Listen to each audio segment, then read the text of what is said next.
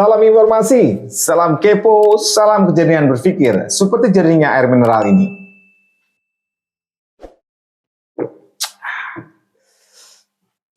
KDRT atau kekerasan dalam rumah tangga. Ini sebenarnya hal yang biasa terjadi di masyarakat kita. Tetapi belakangan KDRT ini beritanya mencuat gegara ada sebuah kejadian KDRT yang menimpa pasangan selebritis. Kita ketahui ketika adanya laporan Lesti Kejora ke pihak kepolisian dengan adanya dugaan mendapatkan KDRT dari pasangannya Rizky Bilar. Bahkan dalam laporan itu sempat disebutkan bahwa Lesti ini mengalami kekerasan secara fisik dan membuatnya shock sehingga mendapatkan perawatan secara intensif. Seperti yang saya katakan tadi, kasus KDRT sebenarnya bukan hal yang baru. KDRT kadang juga terjadi di sekitaran kita. Mengapa ini terjadi? Ya, banyak pakar, terutama pakar sosiolog, ya, ataupun juga pakar-pakar lainnya mengatakan KDRT terjadi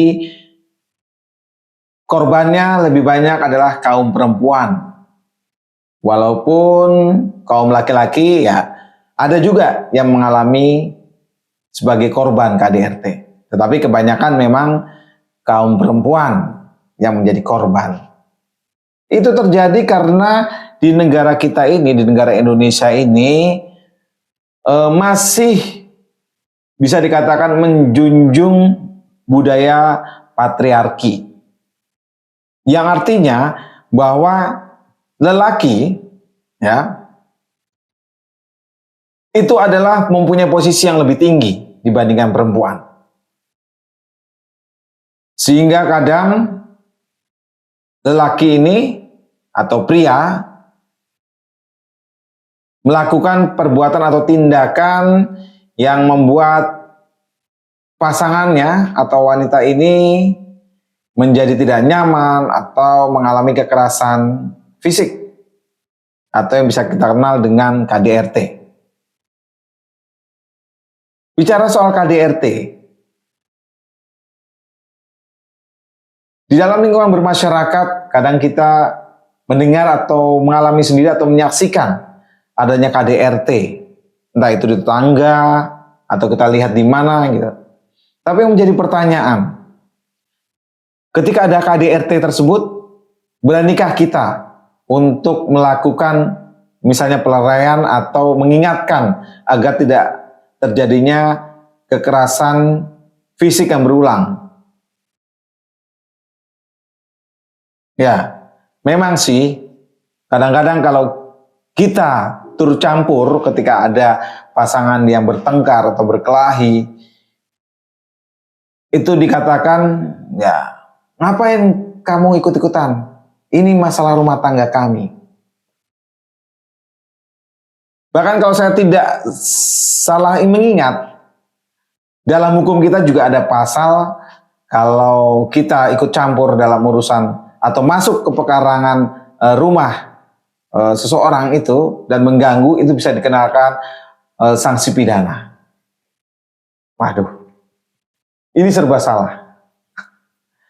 Tapi sebenarnya bisa untuk kita melakukan agar mencegah KDRT ini, yaitu tidak dengan sendiri untuk kita datang atau melerai. Kita bisa membawa pihak-pihak seperti RT, RW, karena biasanya kalau KDRT ini terjadi, ini bisa dikategorikan sebagai mengganggu ketertiban umum.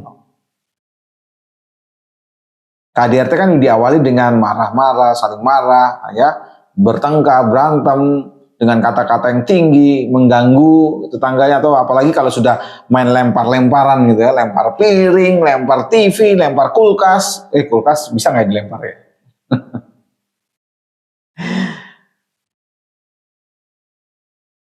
Tapi bagaimanapun juga kita berharap kembali pada kasus KDRT menimpa pasangan selebritis Listi dan juga Rizky Bilar ini. Kita berharap kasus ini bisa cepat terselesaikan. Dan lagi-lagi nih, saya juga mengingatkan kepada kita semua nih, para netizen nih. Kepo boleh, ya, kepo harus. Tapi jangan sampai kepo kita ini membumbui persoalan yang tengah terjadi terlalu dalam. Misalnya melibatkan orang-orang yang seharusnya tidak terlibat, ya, dalam persoalan yang terjadi sesungguhnya. Karena dalam kasus Listi dan Rizky ini ada netizen, ya, ada netizen atau masyarakat yang mengkait-kaitkan kasusnya kepada orang tua dari Rizky. Dan saudaranya Rizky ini, saudara kandungnya ini merasa keberatan. Tapi masuk akal juga sih. Sebenarnya apa yang menjadi permasalahan Rizky dan Listi ini tidak perlu dikaitkan dengan pihak-pihak yang memang tidak terkait atau terhubung.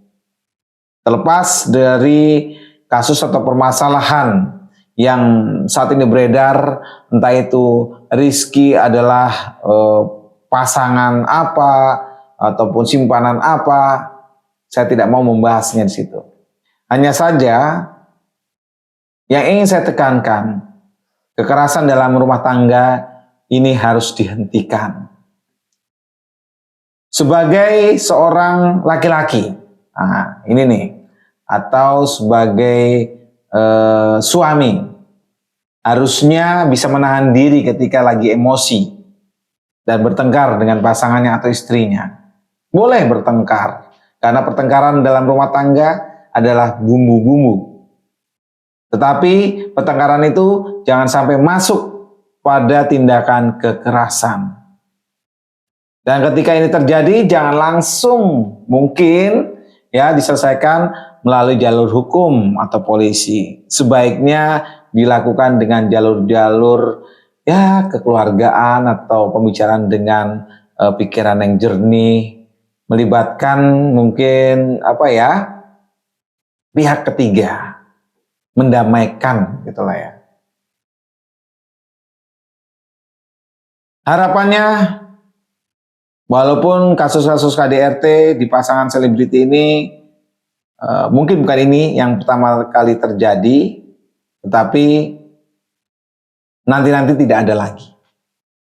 Emosi perlu, tetapi emosi yang terkontrol itu yang lebih penting.